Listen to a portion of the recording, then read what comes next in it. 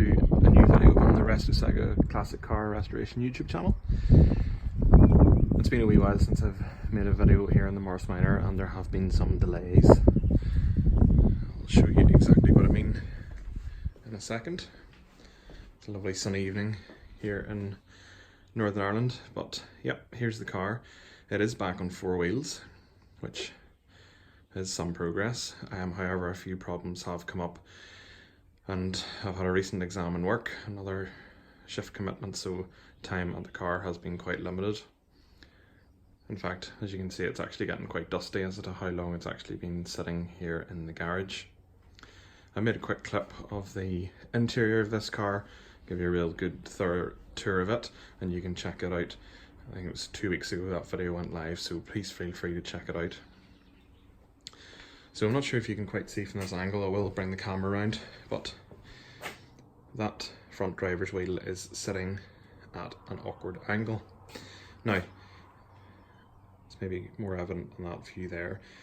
Quite a lot of positive camber in that the outside of the wheel is further from the midline of the car than the top of the wheel is further from the inside of the car than the bottom of the wheel.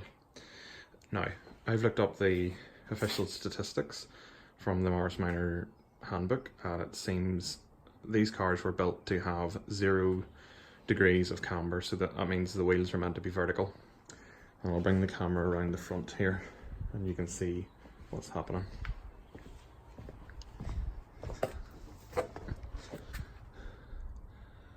So as you can see, this camera is pretty much vertical, but this tire is not vertical. The top of it sits out further than the bottom, and that's a problem, and I'll explain why in a wee second. I'll bring you around the other side. And that tire is sitting perfectly vertical. So you can buy gauges for this, but a decent gauge is about £20, and for a job that I don't do very often, that seemed like a lot of money. So believe it or not, there's an app for that. So I downloaded a Spirit Level app off the App Store for my iPhone and used the straight edge of the iPhone against the wheel. And this wheel here is 3 degrees of positive camber, and the other wheel is 0 degrees, so it is perfectly vertical. So that's fine. This wheel here, so how am I going to adjust that? Because there is no adjustment in the suspension system for that. The trunnion goes down to the bottom of the wishbone. There's a tie bar. So the only area I can find adjustment in is where the wishbone meets the chassis leg, and that is where those come in. Those are little washers, and I'm using the spacers, and I'm going to slot them in between the bottom of the wishbone and the chassis leg, and hopefully that will bring this out to 0 degrees. I did know this is a problem, but I had forgotten about it, because it must be that when the chassis legs were re-welded in at the time of restoration, they were not perfectly parallel, and that's my fault. So I'm going to rectify that with some spacers and get the wheel out to 0 degrees. I'll bring you around this side. Yeah, just point in there, you can see some spacers there between the chassis leg and the bottom of the wishbone on that side. So that is what has brought that wheel up to 0 degrees of camber. It's not possible to adjust caster in this car, so I'm not quite sure how to check that. I haven't figured that bit out yet, but that's to be worked on. Another little problem is, if you see the brake pipe, it's kinked.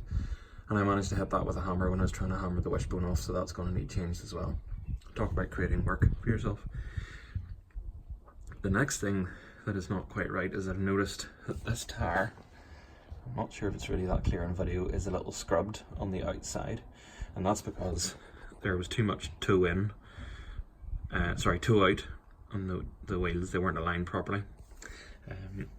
Now there is a way to do this at home, and I'm going to research that, and I'm going to try and make a video of it and show you how to do it here on the channel, because I think that's something that you might find very useful for all classic car owners and maybe even modern car owners, because up here is the track rod end, and that's all there is to adjust it. But you do need they're like little metal bowls to put the tires on so that they don't grip and twist against it. So that's something I'm going to work on, and I'm going to make a good video about that for you, all being well. So that's why there's been a delay in this car. The other thing on this side was that there was some play in the wheel bearing, so I have adjusted that out. Always important to check these things. And going to and fro, and here on the bottom you can see the grease coming out the bottom of the trunnion, so I've been around all the grease nibbles and topped them all up just while it was up in the air. So there you go, Morris Minor, 1 step forward, 2 steps back, but we'll get there, we'll make it handle correctly. The camber and toe in, toe out are so important to making the car handle right. This car was always very prone to bump steer, and I'm wondering if that's why, because the alignment wasn't correctly set. So there you go. Next job is to try and figure out how to set the alignment myself. Adjust the camber on this side, check it out at 0 degrees, and then I'll make a video for you guys on that. More coming along very soon. I did make a review there recently of my power washer. I will be making these reviews from time to time. I hope you find them useful.